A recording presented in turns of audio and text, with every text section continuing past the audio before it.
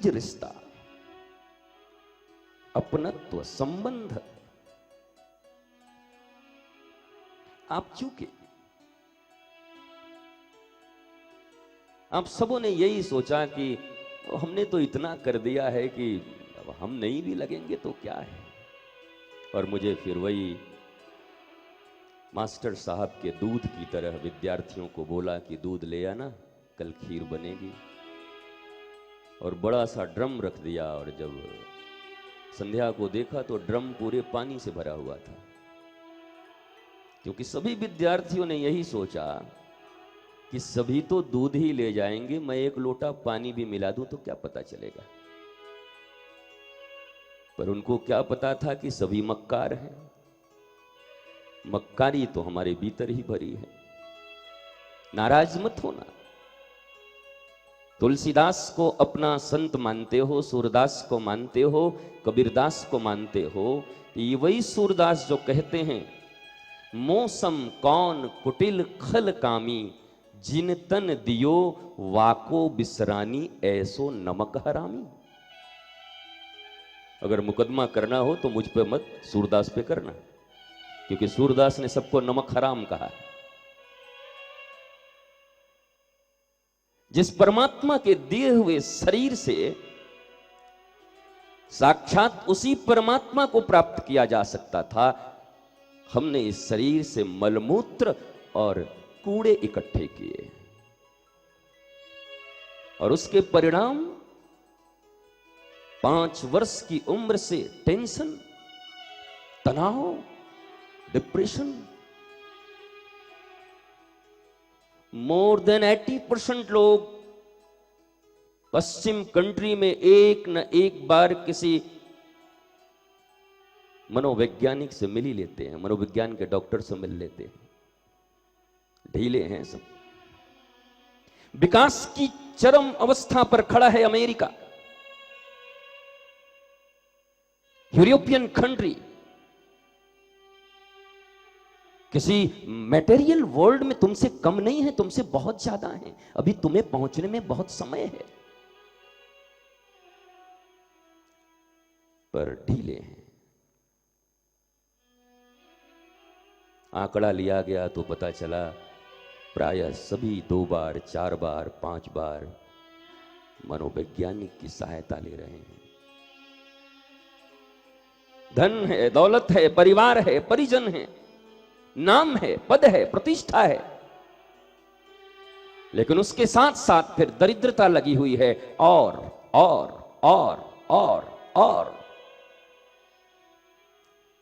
और ये चाहे एक रिक्शे वाले हों, चाहे बिल गेट्स हों, कोई ज्यादा अंतर नहीं है। दोनों के जीवन में ही और लगा हुआ है। और किसी फकीर ने कहा है, चाह गई चिंता गई, मनुआ भई बेपरवाह, जिनको कछु नहीं चाहिए वही साहन के साह। जब तक कुछ चाहिए तब तक तुम भिखारी हो, दरिद्र हो। तुम बुद्धिजीवी हो तो ये कह सकते हो, तो क्या मैं इनएक्टिव होके बैठ जाऊं, आलसी बन जाऊं, घर में बैठ जाऊं, हाथ पे हाथ धर के कोई काम न करूं, बाबा जी बन जाऊं? क्योंकि सबसे सॉफ्ट टारगेट तो तुम्हारे लिए बाबा जी ही हैं। बाबा जी बन जाऊं?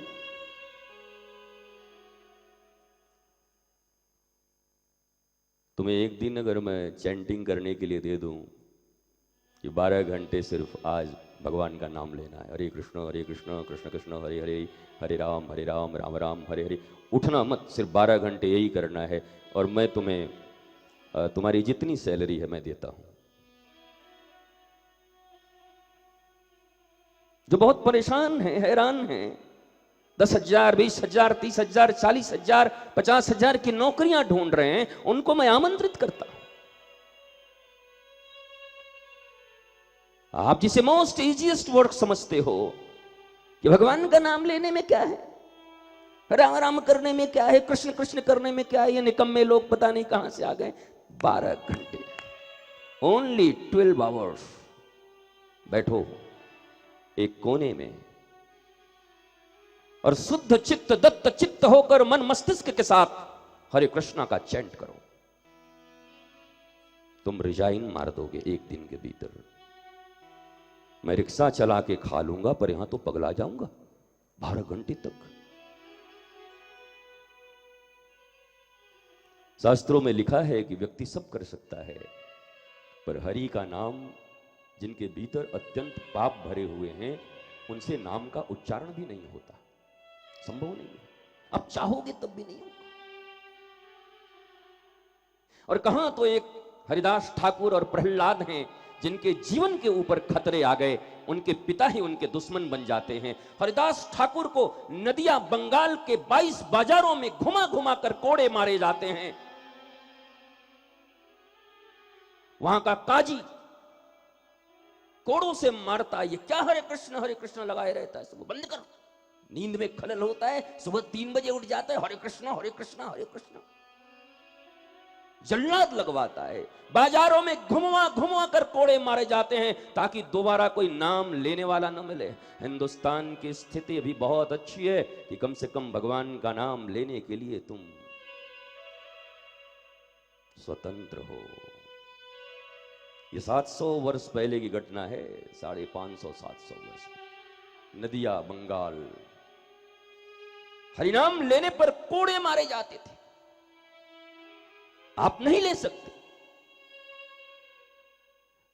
और हरिदास ठाकुर ऐसे भक्त कि जब जल्लाद मारने लगते, पसीने आने लगते, तो हाथ जोड़ कर कहते, भैया मैं कोई भागा थोड़े ही जा रहा हूं, थोड़े थक गए हो तो बैठ जाओ। और भीतर से पुकार कर कहते, चाहे लाखों कोड़े मारो, चाहे लाखों कोड़े मारो,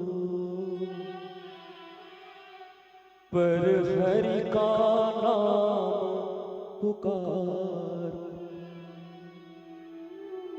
भैया मुझे जितना मारना है मारो,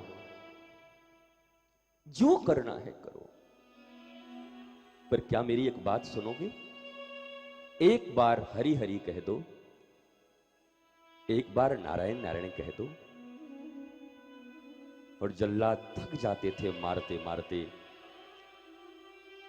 पर उनके शरीर पर निशान नहीं बनते थे। क्या इस साइंस को आज तक कोई पकड़ पाया?